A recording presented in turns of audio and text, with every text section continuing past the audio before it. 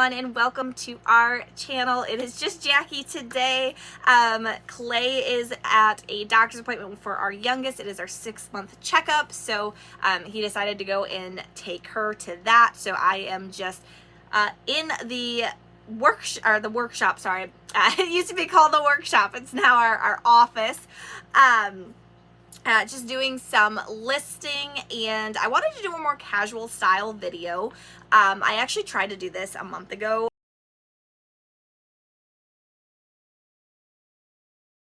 and it recorded with no audio, so I lost all of that progress. So we're attempting it again.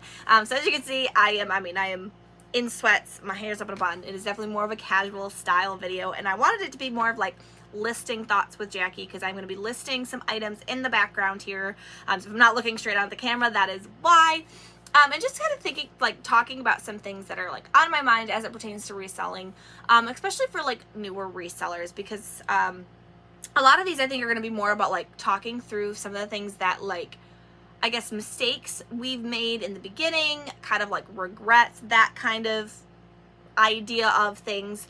And the first thing that I had thought about when I first sat down to do this a little while ago was, as it pertains to sourcing, because I think one of the things that I did in the beginning, not just like as it pertains to like brands and stuff like that, but like my very first time sourcing, I did no research. I really didn't.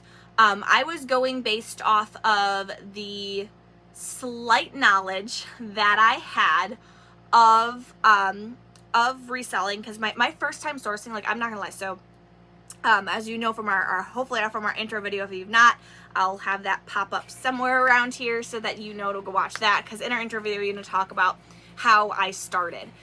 So I started just off of my own personal items and then purchasing wholesale for probably a good 6 months. So that was all I was reselling for the first 6 months. I didn't start sourcing until, about 6 months in, because I want to say my very first sourcing trip was, I started in May, and I don't think I went sourcing for the first time in the thrift stores until either, I think, November, December of 2021.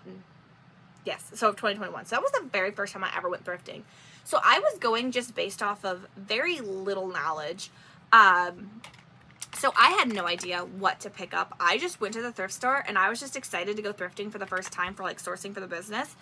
And I literally just bought whatever I liked. Now you'll find that I've kind of come back to that, but I'll circle back around to that. But the problem was I was not paying attention to prices. I wasn't looking up in-store comps.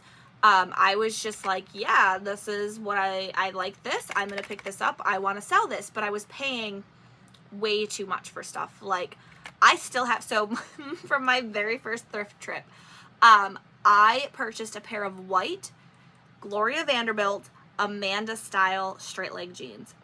I thought they looked nice. I thought they would do very well. I'm like, they look like they're a decent brand. I had no idea. I think I did look up what they were reselling for, or I looked up what they retailed for. I'm like, oh, they're, a mid-grade brand. Like, I bet you these will resell for well. So I paid, I think, like $5 for this pair of jeans. So I was super excited. I still have them. I refuse to let them go. I know a lot of people, their business model is if it hasn't sold after so long, they redonate it back as like a tax write-off kind of thing.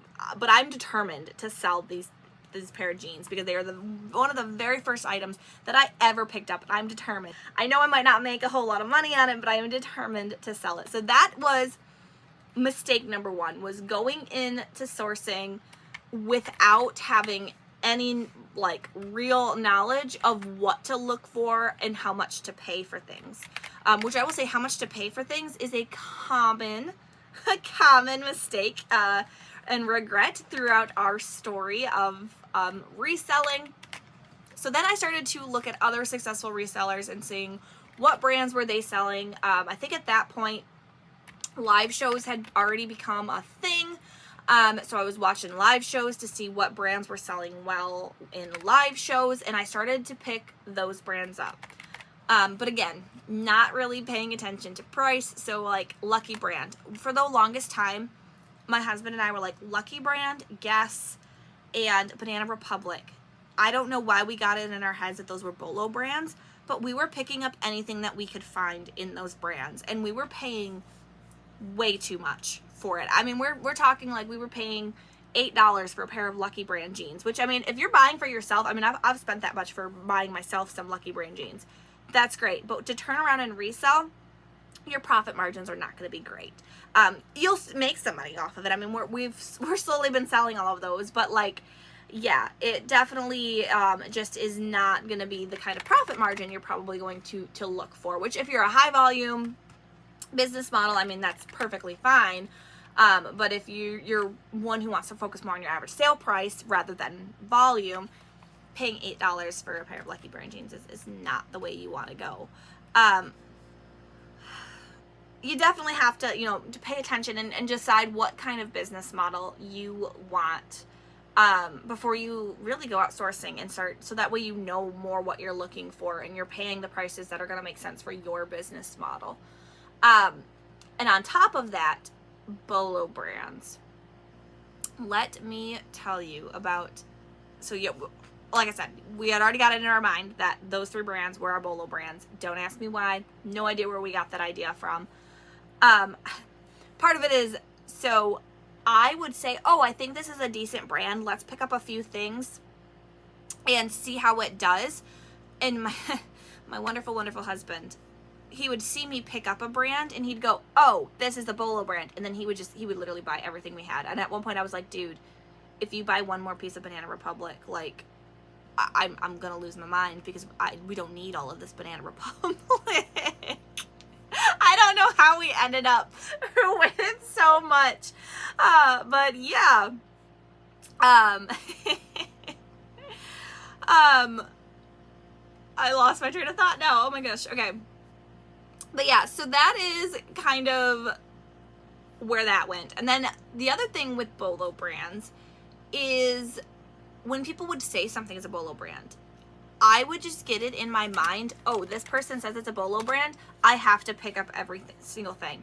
And that is where I will caution people that if somebody says that a certain brand or item is a Bolo brand, pay attention to what specifically about it is Bolo. Are they saying that brand but that and that style together is a be on the lookout for, pick it up? Is it the brand itself? All of those like really high-end designer brands that if you can find it at a decent price, like yes, you're gonna want to pick those up because they are designer brands and they are going to, resell fairly well. But like one of the Bolo brands was, somebody had told me, and when I'd seen somebody say it when the very beginning was North Face. And I was like, I could find North Face all around here. So I picked up so much North Face, but we're talking like I was paying like $10, $12 for North Face.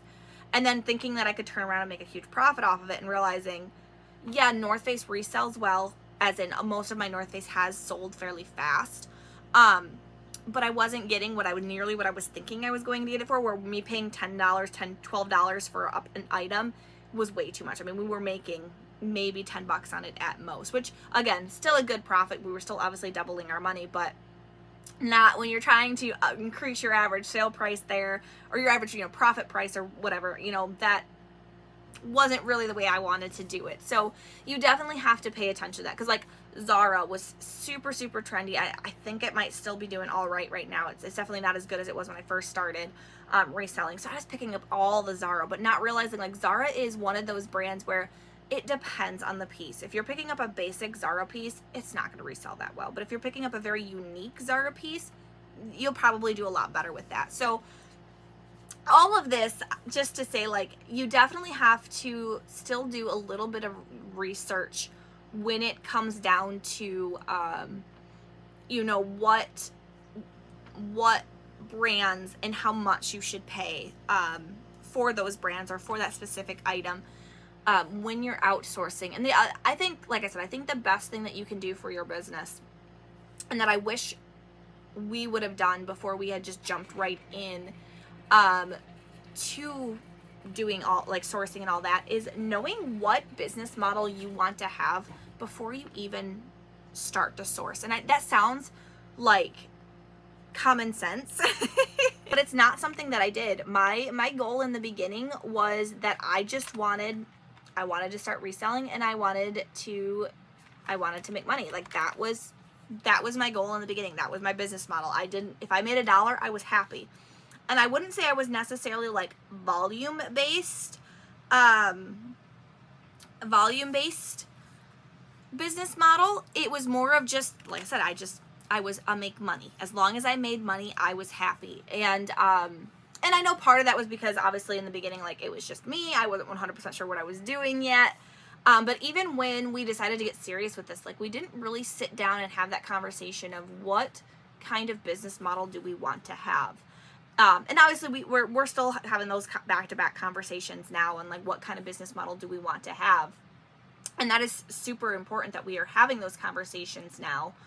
I just wish we would have had them back then, because we probably would be a whole heck of a lot further than we are currently if we would have had those conversations back then. So we're kind of, to tell you guys all now, you know, what we've kind of discussed, we're kind of a mix of both. As it pertains to our live shows, we are 100% volume based when it comes to our live shows. You know, we want to curate and pick items for our live shows, and we want to rotate through them quickly. If we can make, you know, good money on our live shows, obviously yes, like we will be blessed and grateful. But our goal in live shows is to get it in and get it out as quick as possible. So we're definitely more volume based. Obviously we want to be in the green in our live shows, so that's why we make sure we source on like our dollar days, or you know, our 75% off days, where we're keeping the cost of our goods low. But then when it comes to the items that we list in our closet, we're more of a I keep saying average sale price, and I know that's not probably the right term, but we're more of the items that we list in our closet are items that we feel we can make minimum of $10 or more on. So something that we can like triple our money on or more. So we're definitely listing items that we think can resell better, that are the more unique, more profitable items that you know, we can make more on by listing rather than trying to throw into one of our live shows. So we're kind of a mixed business model, which is relatively new now that we're doing live shows. Because before live shows, it was how, you know, we wanted to increase our average sale price and that. But yeah, I'm trying to think. There was something else I was going to say.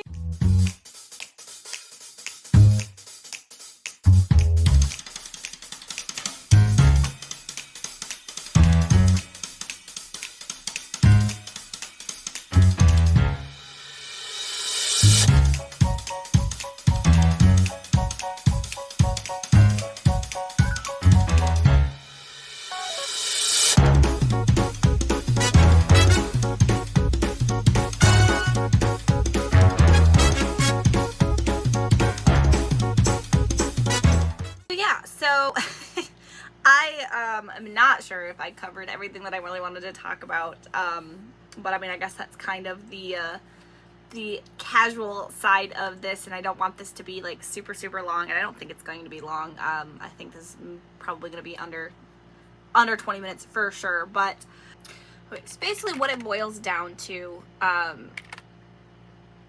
as a reseller, especially if you are a new reseller. You're watching this video to try to get some like tips and tricks, or you know, you're not sure where to start. I guess my biggest thing that I wish somebody had said to me, and like I said, I went into it semi blind. Like, it's not like the information wasn't out there, I just wasn't paying attention to it. My biggest wish is that somebody had sat down and said to me, before you go out sourcing, know what kind of business model you want, know where you want to take your business, so that when you go out sourcing, you know what your price point should be and what brands you really should be picking up. And know if you're planning on doing live shows or you're planning on listing, because what you pick up for live shows versus listing is going to be completely different. So Yes, so I can actually hear, it sounds like Clay is home from the doctor's appointment upstairs. So I'm just gonna finish what I'm relisting here for our eBay listings, and yeah, hopefully, even though I know this is more of a short, casual, brief video, hopefully you found something helpful out of it. And if you are a more experienced reseller, comment below on anything that, like, as it pertains to sourcing, that you wish somebody had told you, or you wish you knew when you first started, to see, you know, are we do we have any similarities or anything like that. So once again, thank you all for watching, and have a good day.